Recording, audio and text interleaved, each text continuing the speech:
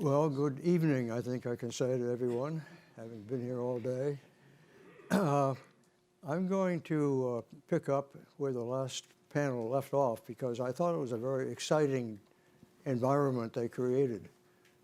Basically, they said people are thirsting to do something about this problem we are facing. We don't know how to do it. What should we do? And they talked about young people, women, others getting involved, and I think this is a duty we all have. So let me begin by talking about that. What I have been doing in recent months at the Hoover Institution is to help organize a panel discussion which will take place on March 23 at 6:30 p.m. in San Francisco. That's 9:30 p.m. here in Washington. And I urge you all to tune in because the Commonwealth Club, which is where it's going to be held, has a lot of connections with radio stations around the country, and I'm sure many of you have heard some of the Commonwealth Club's presentations that way. We also are going to try to get it into television and newspapers and so forth. In other words, we're going to try to make this a fairly big public affairs event. Now, here's what we plan to say. We're going to have a panel moderated by Gloria Duffy, who is the CEO and president of the Commonwealth Club, long-time president, in fact, but she's also served in the government, worked on cooperative threat reduction and other things, so she knows a lot about nuclear weapons and issues of that type.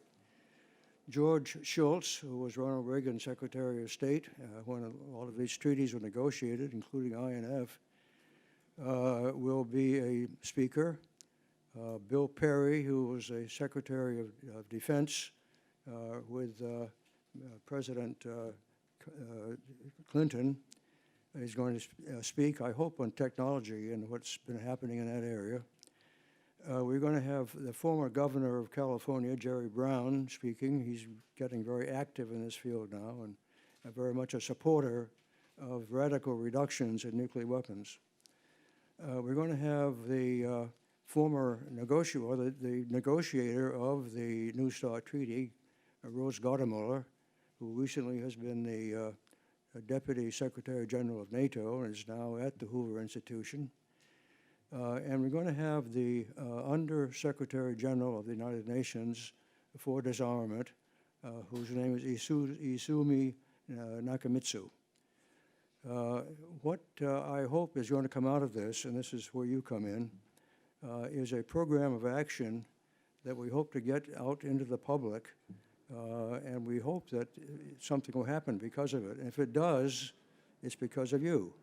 And if nothing happens, it's our fault because we didn't make the message clear enough.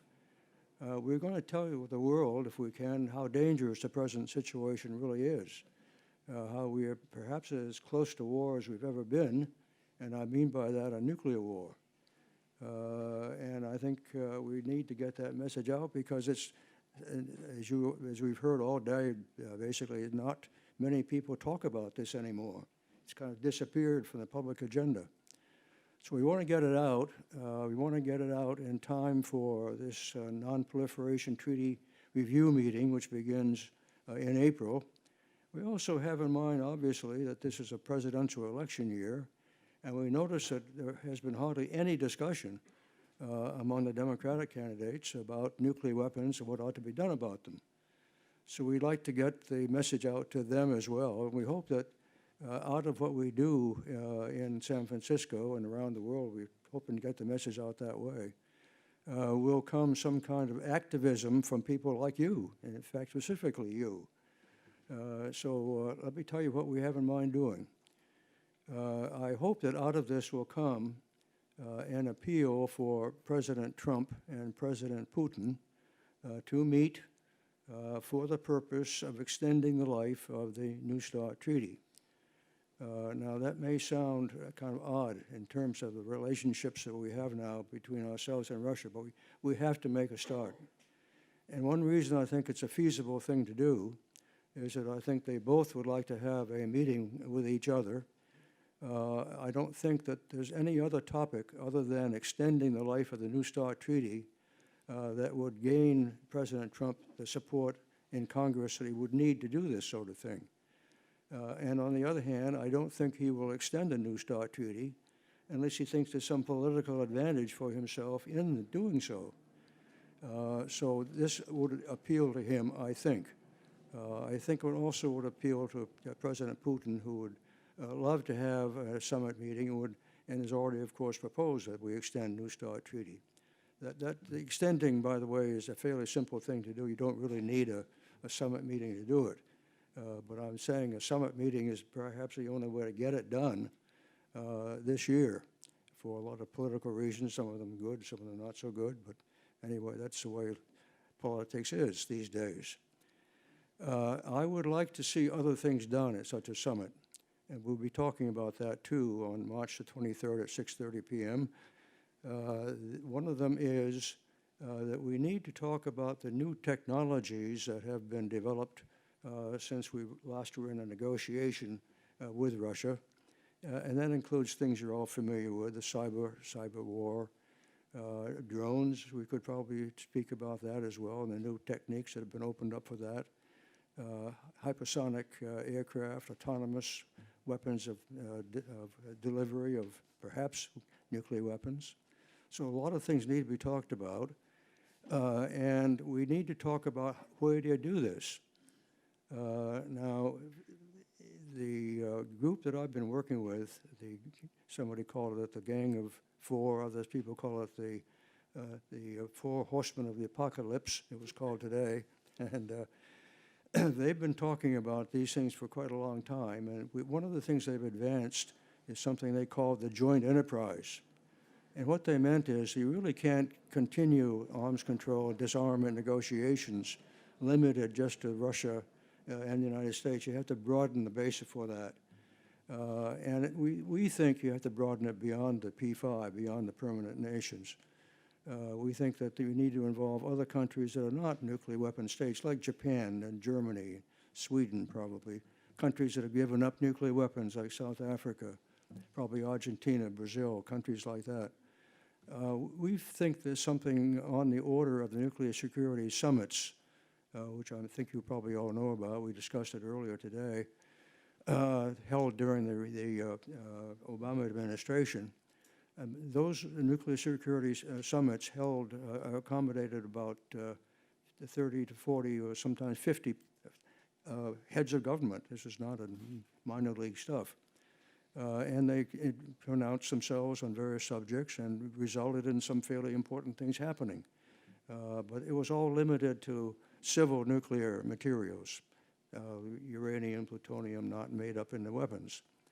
What we're talking about is getting a group like that, a joint enterprise, to move into the area of negotiating on a multilateral basis, nuclear reductions, nuclear ceilings, and things of that type, to carry on the work that has been started by the United States and Russia.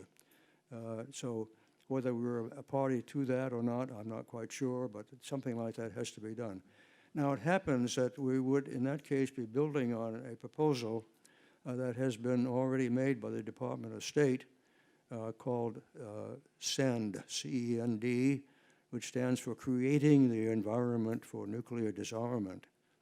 That phrase actually comes from a United Nations Security Council resolution presided over by Barack Obama. Also is more or less the title of a chapter in a book called The War That Must Never Be Fought, edited by George Shultz and myself. And what they did, they've actually set up 3 working groups chaired by co-chairmen from around the world. One of them has the United States in it. And that has been working during the summer months. They had a meeting in July to kick it off. They had another meeting at Moulton Park in England in November.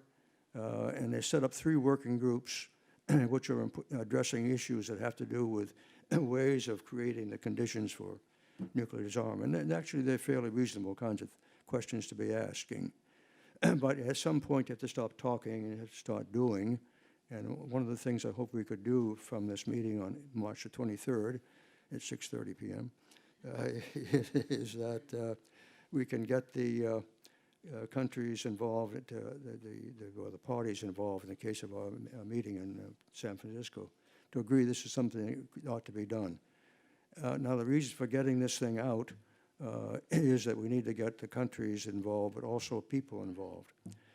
So I am told that I'm nearing the end of my time here, I guess, so I better stop. But let me just appeal to all of you to pay attention to what comes out of that, because I think it's going to be, it could be a ground-changing thing. It could get us into a place where the election begins to focus more on nuclear weapons than it ever has, and it could also be a way of getting some fairly important things done internationally. So I'll stop there. I'll be glad to answer any questions you have if you are intrigued by this subject. Thank you.